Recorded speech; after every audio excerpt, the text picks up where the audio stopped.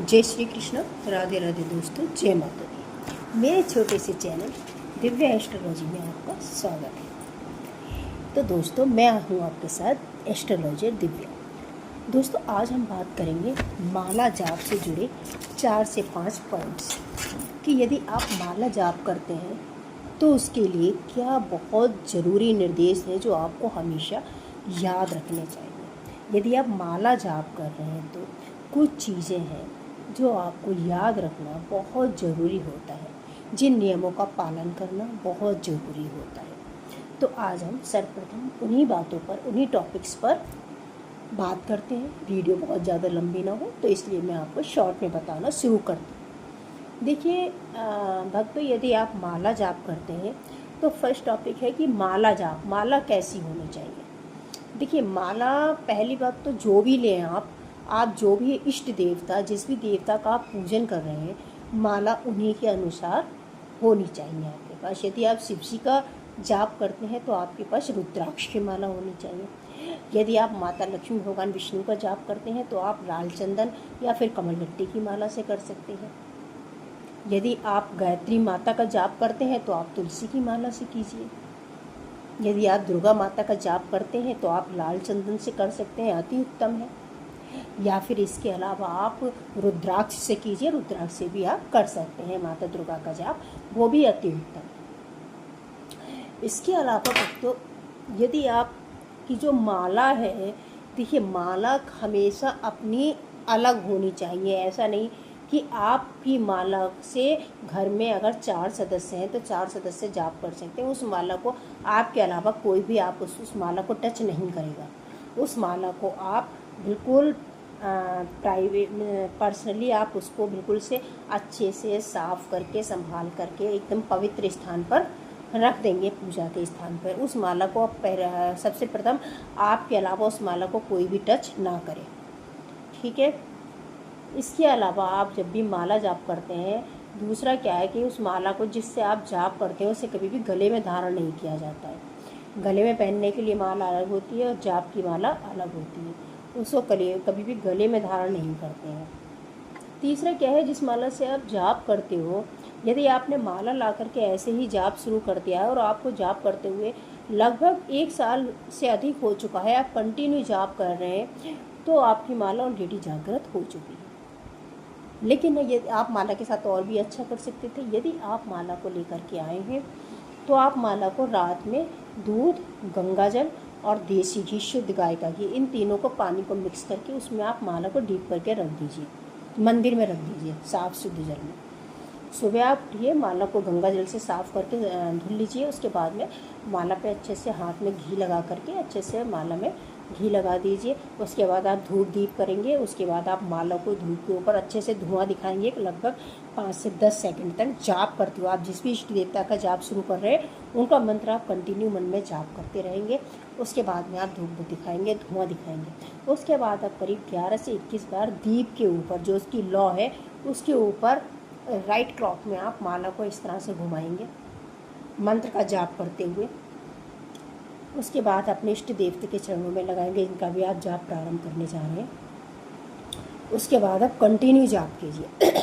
और ये जो मैंने आपको प्रक्रिया बताई कि आपको डेली माला को, उसका जो मनका होता है, आपको गंगा जल से डेली माला शुरू करने से पहले उस मनके को गंगा जल से धुलना है। फिर उसको 7 से 11 बार धुआं दिखाना है, धूप बत्ती जला करके। फिर दीप के ऊपर आपको 7 बार उसको राइट तरफ इस तरह से राउंड में क्लॉक करना है। और फिर अपने इष्ट देवता के चरणों में छुआकर संकल्प लेकर के तब आपको कंटिन्यू माला करना है, जिससे आपको बहुत जल्दी जो भी आपकी मनोकामना होती है वो आपकी पूर्ण होती है। उसके अलावा यदि आप माला को जागृत कर रहे हैं, सिद्ध कर रहे हैं, तो आपकी सिद्धि बहुत जल्दी कंप्लीट होती है। बहुत जल्दी आपकी चीज़ें पूरी होनी शुरू हो जाती हैं, आपका ऑरा जागृत होता है, ठीक है। दूसरा क्या है, यदि आप कार्य कोई आप माला जाप स्टार्ट करते हैं, आप किसी खास मनोकामना के लिए माला जाप कर रहे हैं, किसी आपकी कोई खास कार्य है जो आपको अपने इष्ट देवता से पूर्ण कराना है, तो आपको हमेशा संकल्प लेके करना चाहिए, ताकि जो शक्ति पता रहे कि उसको कहाँ जाना है, उसको क्या कार्य करना है। ये बहुत ज़रूरी होता है। इसलिए आप जब भी अपना माला जाप स्टार्ट करते हैं तब आपको हमेशा, और ऐसा नहीं होता, बहुत से लोग पूछते हैं कि हमें संकल्प डेली लेना है। नहीं नहीं, ऐसा नहीं है कि आपको डेली संकल्प लेना है। जिस दिन आप प्रथम दिन स्टार्ट करेंगे उस दिन आप संकल्प ले लीजिए, अपनी मनोकामना बता दीजिए अपने इष्ट देवता से, आप संकल्प ले लीजिए। उसके बाद में आप कंटिन्यू फिर कर सकते हैं। यदि आपका जो है प्रोसीजर लंबा है, आपको कंटिन्यू माला जाप करनी है, तो फिर हर आप 15 दिन पर, हफ्ते भर में संकल्प ले सकते हो। इसके अलावा यदि आप रोज़ भी हाथ में जल लेकर के भगवान के आगे अपनी मनोकामना बोल करके और जल उनके चरणों में अर्पित कर देते हैं, वो भी संकल्प ही है, तो भी आप ले सकते हैं संकल्प, कोई दिक्कत नहीं है उसमें। डेली भी ले सकते हैं और एक बार भी ले कर सकते हैं। मतलब यदि आप संकल्प लेते हो तो ऊर्जा को पता रहता है कि उसको कहाँ जाना है, उसका कार्य क्या है, उसको करना क्या है। अब देखिए तीसरा आ जाता है संकल्प लेने का तरीका क्या होता है, संकल्प लिया किस तरह से जाता है। संकल्प लेने के लिए सर्वप्रथम आप अपने आसन पर बैठ जाइए। आसन पर बैठने के बाद आप जो है आपका थोड़ा सा जल हाथ में लीजिए, अपने आप को पवित्र कर लीजिए। ओम पवित्र पवित्र व सर्वावस्थाम गोतव्य स्मेत शाम शाह ब्रह्मा मंत्र सोचे, इस तरह से ये मंत्र बोल करके 3 बार अपने ऊपर डाल लीजिए। उसके बाद में आप क्या करेंगे, हाथ में गंगा जल लीजिए, थोड़े से अक्षत ले लीजिए, फूल ले लीजिए, जो भी कुछ हो आपके पास, एक सिक्का ले लीजिए। उसके बाद जो भी आपकी मनोकामना हो वो आप भगवान से बोलिए, इष्ट देवता से बोलिए। फिर आपको कितने माला जाप करने हैं, यदि आपका कोई नियमित समय है कि आपको इतने ही करने हैं या इतने ही आपको करने, तो आप भगवान से बोल करके अपना संकल्प लेकर के उस जल को भगवान के चरणों में अर्पित कर दीजिए। ये आपका संकल्प हो गया। अब आप कंटिन्यू जाप प्रारंभ कर सकते हैं, लेकिन जाप प्रारंभ करने से पहले हमेशा आपको अपने मन के को गंगा जल से धुल करके धूप दिखा करके ही जाप प्रारंभ करना है। तीसरा दोस्तों क्या होता है कि आसन। आसन देखिए बहुत महत्वपूर्ण चीज़ होती है। आसन जो होता है, आसन से शक्तियाँ जागृत होती हैं।